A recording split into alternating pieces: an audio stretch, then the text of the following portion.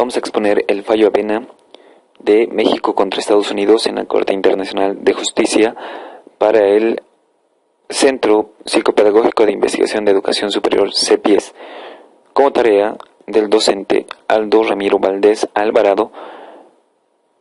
Mi nombre es Maximiliano Delgado Rodríguez.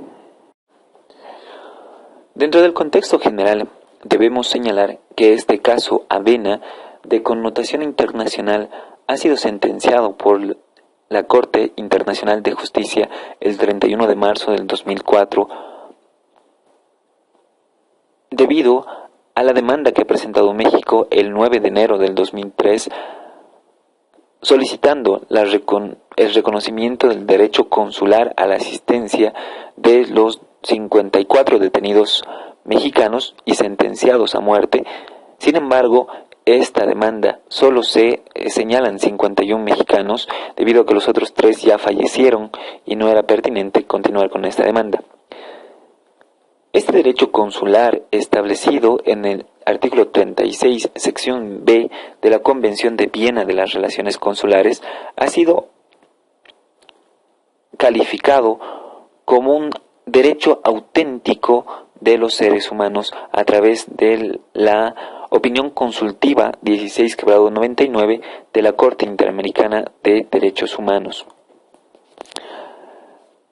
Cabe señalar que este caso Avena se denomina así por Carlos Avena Guillén, quien fue sentenciado a pena de muerte en 1980 y fue notificado a México en 1992, es decir, a 11 años después de la sentencia, cuando se iba a ejecutar. Debemos señalar que estos casos de vulneración de este derecho consular, establecido en el artículo 36, inciso B de la Convención de Viena, reiteramos, tiene antecedentes contra Estados Unidos.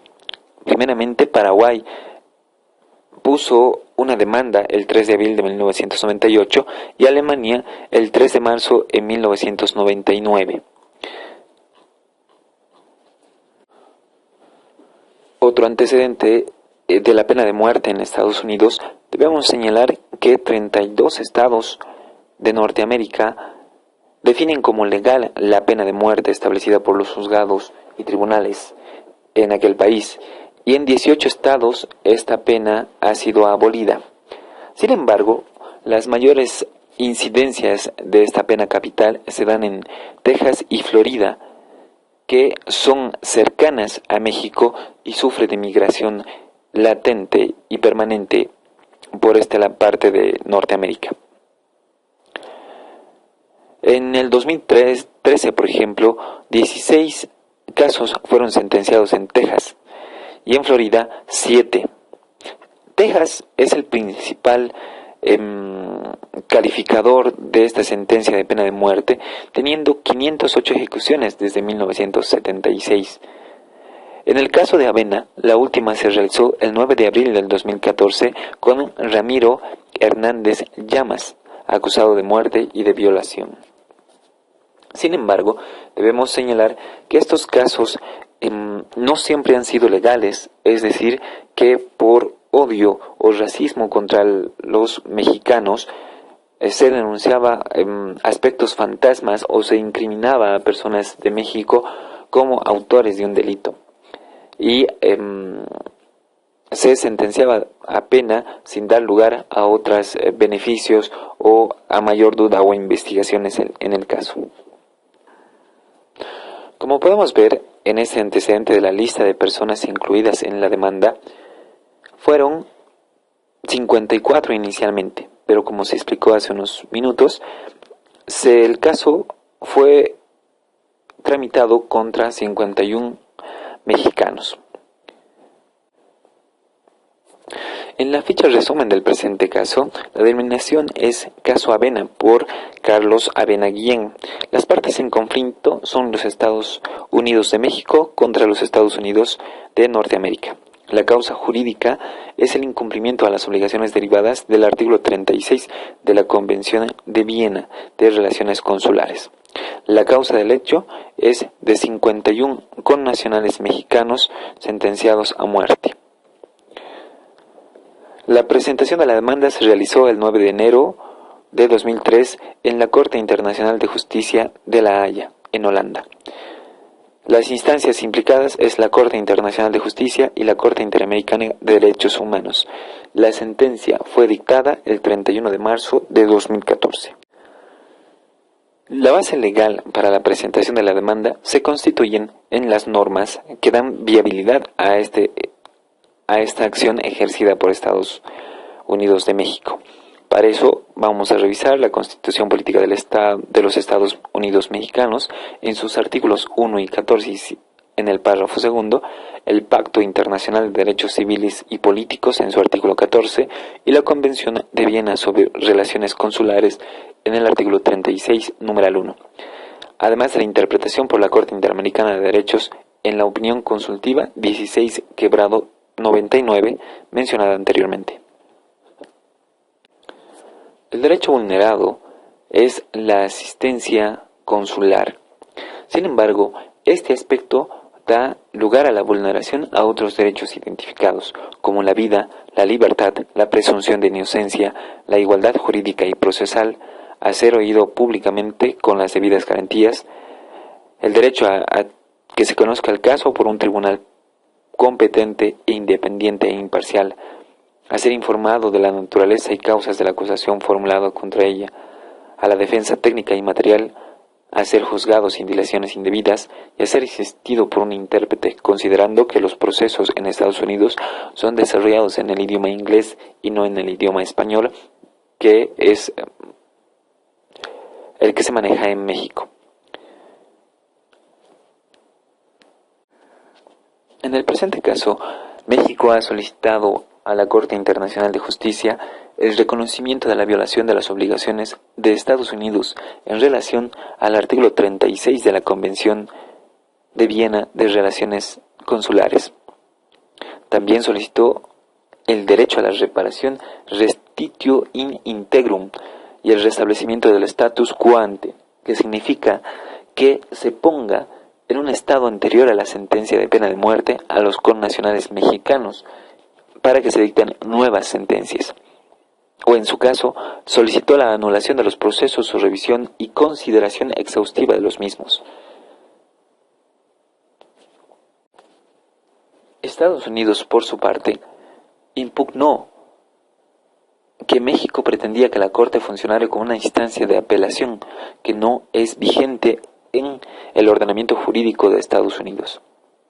Si la Carta declarara, en su caso, la restitutio in integrum y el restablecimiento del status quo ante, sería una intromisión en el régimen de independencia de los tribunales internos de Norteamérica. Por otro lado, señalaron que no se agotaron los recursos internos y la doble nacionalidad de algunos casos ya no necesitaría de la notificación a la embajada consular de los estados mexicanos. Por otra parte, señaló que hay una tardanza en presentar la violación al artículo 36 de las sentencias realizadas hace varios años. Por otra parte, debía desecharse la demanda en virtud de que México no cumplía en la práctica con las obligaciones exigidas. Las conclusiones a las que llegó la Corte Internacional de Justicia son las siguientes. Estados Unidos había incumplido lo establecido en el artículo 36, inciso B de la Convención de Viena de Relaciones Consulares. Estados Unidos había privado a México del derecho, dentro de un tiempo razonable, de comunicarse con sus nacionales detenidos, por lo que había incumplido con los apartados A y C del mismo artículo. La reparación consistía en la obligación de Estados Unidos de proveer, por los medios de su propia elección, una revisión y consideración de los procedimientos y sentencias de los nacionales mexicanos.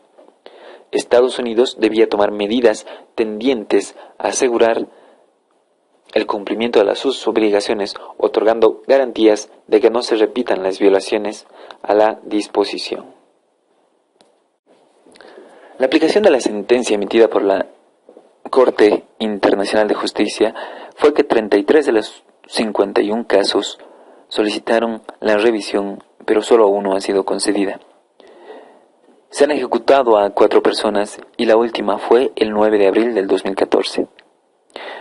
En otros casos, Estados Unidos ha alegado la preclusión procesal y además que no está implícita la obligación de ejecutar lo dispuesto por la Corte Internacional de Justicia por sus tribunales. Entre otros casos, en Arkansas se ha sustituido la pena de muerte de Rafael Camargo Ojeda por prisión perpetua a cambio de su renuncia del derecho a la revisión. Las sentencias de 3 personas fueron conmutadas en Illinois el 2003.